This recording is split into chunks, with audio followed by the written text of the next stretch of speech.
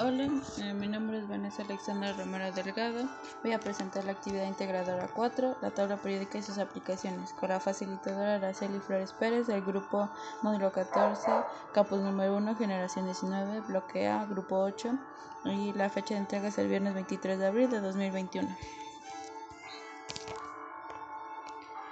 División por familias de los elementos químicos.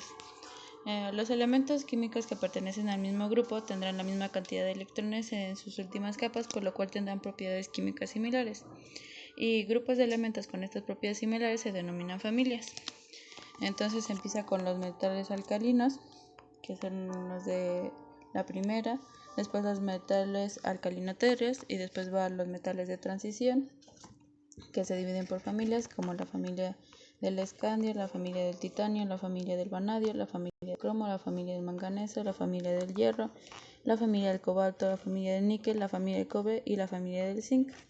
Después van los térreos o la familia del boro, los carbonoideos o la familia del carbono, los nitrogenoideos o del nitrógeno, los calcógenos o la familia del oxígeno, los halógenos y por último los gases nobles. Y los gases nobles se debe a que estos elementos son los menos reactivos en la tabla periódica, lo que se debe a que todas sus capas de electrones se encuentran completas. Después va la división por periodos, que encontramos 7 periodos que se distribuyen en filas horizontales de arriba a abajo. Y los 3 primeros no están completos, entonces se conocen como periodos cortos. Los elementos que encuentran por el número de niveles de energía.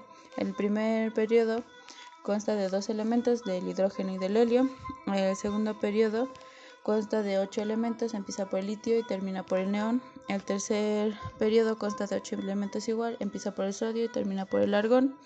El cuarto periodo consta de 18 elementos, empieza por el potasio y termina por el criptón. El quinto periodo consta igual de 18 elementos, empieza por el rubidio y termina por el xenón. El sexto periodo consta de 32 elementos, empezando por el cesio y terminando por el radón, y 14 de estos elementos se encuentran en la parte inferior, que reciben el nombre de lantánidos.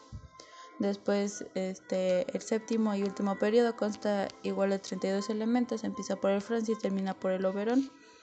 Y igual 14 de sus elementos se encuentran en la parte inferior y reciben el nombre de actínidos. Elementos por el número atómico, y el número atómico es el número de protones que tiene cada elemento.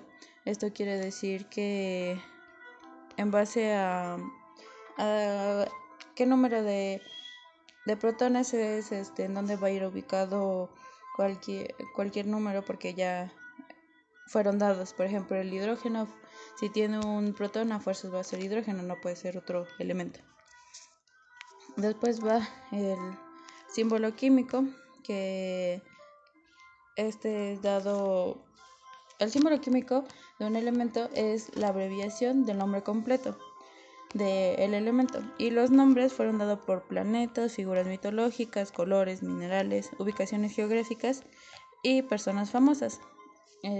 Hay alguno que otro que no está igual de sus iniciales, como el potasio, que es K, el azufre, que es S, el yodo, que es I.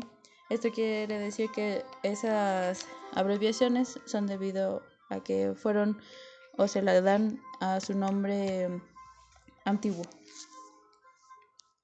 Después va la masa atómica, que la masa atómica es entre los elementos, la diferencia del número de protones, obviamente porque es diferente, pues su peso no puede ser igual, o sea, no puede pesar lo mismo el hidrógeno que el fósforo, así, porque tienen más. Entonces, su masa atómica suele ser decimal. Eso es porque es el promedio de los isótopos. Un isótopo es otra versión del mismo elemento, o sea, sigue siendo el mismo elemento, lo único que cambia es el número de neutrones. Pues estos, al no tener una carga, no afectan las propiedades esenciales, pero sí afectan el peso. Entonces es su promedio. Para poder medir la masa atómica se juntan una cantidad de átomos para que se puedan pesar y se divide el peso entre la cantidad de átomos para saber pues cuánto pesa. Y todos los científicos ya dieron un número para saber o para poder pesar, que es el 6.022 por 10 a la 23, que es el número de Avogadro y que es la manera en que pesa un mol, o sea, ese es el peso del mol. Y en la unidad de masa atómica, o sea, el UMA, se hace con sobre G sobre mol.